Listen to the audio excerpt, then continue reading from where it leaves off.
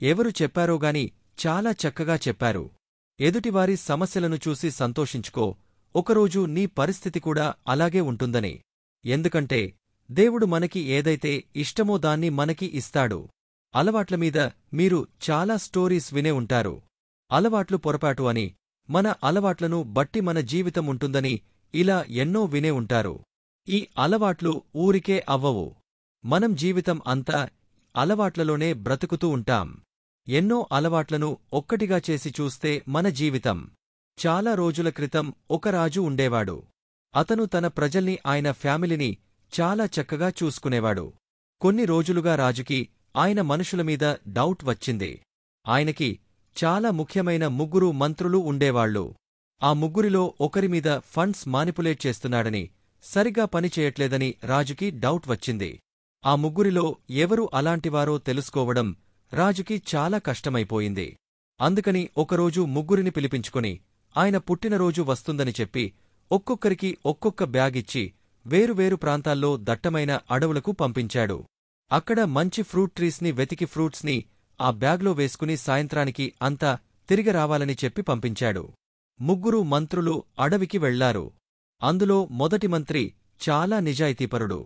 రాజుకోసం చాలా కష్టపడి నిజాయితీగా మంచి మంచి పళ్లను వెతికి అందులో ఫ్రెష్ ఫ్రూట్స్ కోసి బ్యాగ్లో నింపుకున్నాడు.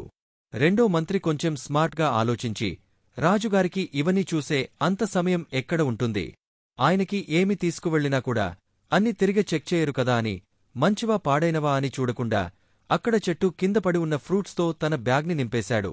ఇక మూడో మంత్రి నిజాయితీ లేని సోమరితనం కలవాడు. రాజు కేవలం బ్యాగ్ మాత్రమే చూస్తాడు. కాని అందులో ఏముందో చూసే అవకాశం లేదు అనుకుని అతని దగ్గర ఉన్న బ్యాగ్లో ఎండిపోయిన ఆకులు, కొన్ని చిన్న చిన్న రాళ్లు వేసి మొత్తం బ్యాగ్ నింపుకొని వెళ్లాడు. సాయంత్రం అయింది. రాజు చెప్పిన ప్రకారం 3 వారి బ్యాగులు రాజు దగ్గరికి తీసుకొచ్చారు. రాజు వాళ్లు తీసుకొచ్చిన బ్యాగులు ఓపెన్ చేసి చూడకుండానే 3ని ఒక నెల రోజులు వేరు జైల్లో పెట్టించాడు. వారికి నెల రోజుల వరకు ఎటువంటి ఫుడ్ పెట్టకుండా వాళ్లు తెచ్చిన ఫ్రూట్స్నే వాళ్లకు ఆహారంగా పెట్టమని భటులను ఆదేశించాడు. మొదటి మంత్రి అన్ని మంచి ఫ్రూట్స్ తీసుకొచ్చాడు కాబట్టి అతను వాటినే తింటూ నెల రోజులు గడిపేశాడు. పాడైన ఫ్రూట్స్ తీసుకొచ్చినందున రెండవ మంత్రి వాటిని తినడం వల్ల జబ్బుపడి ఎక్కువ రోజులు జైల్లో ఉండలేకపోయాడు. ఇక మూడో మంత్రి తన బ్యాగ్లో ఎండాకులు కొన్ని రాళ్లు ఉండడంతో కొంచెం కష్టపడి ఆ రోజు మంచి ఫ్రూట్స్ తీసుకుని వచ్చి ఉంటే ఈ రోజు నాకు ఏ ప్రాబ్లం అయ్యేది కాదు అనుకుని పశ్చాత్తాపపడ్డాడు. కాని తినడానికి ఏమీ లేక కొన్ని రోజులకే ఆకలితో జైల్లో చనిపోయాడు. సో మనం ఈ కథ వల్ల నేర్చుకున్నది ఏంటి అంటే, మన పనులను బద్ధకంతో వదిలేయకుండా నిజాయితీగా ఎప్పటికప్పుడు చేసుకుంటే మంచిది. బద్ధకించి పనులను వదిలిపెట్టేస్తే ఇప్పటికిప్పుడు మనకి ఎటువంటి ప్రాబ్లం అనిపించకపోయినా ఫ్యూచర్లో దాని ఎఫెక్ట్ చాలా ఉంటుంది. అప్పుడు ఆలోచించిన ఎటువంటి ఉపయోగం ఉండదు. బహుశా ఆ సమయంలో నేను ఆ పని చేసుంటే బాగుండేది, మంచి పొజిషన్కి వెళ్లి ఉండేవాడిని అనిపిస్తుంది. కాని ఆ రోజు వాళ్లు కొంచెం బద్ధకంతో ఆ పని చేయలేదు కాబట్టి ఈరోజు ఎక్కడ వేసిన గొంగళి అక్కడే ఉన్నట్టుగా ఉన్నారు. ఎవరైతే కష్టపడి పైకి రావాలనుకుంటున్నారో వాళ్లు అనుకున్నది సాధించగలుగుతారు.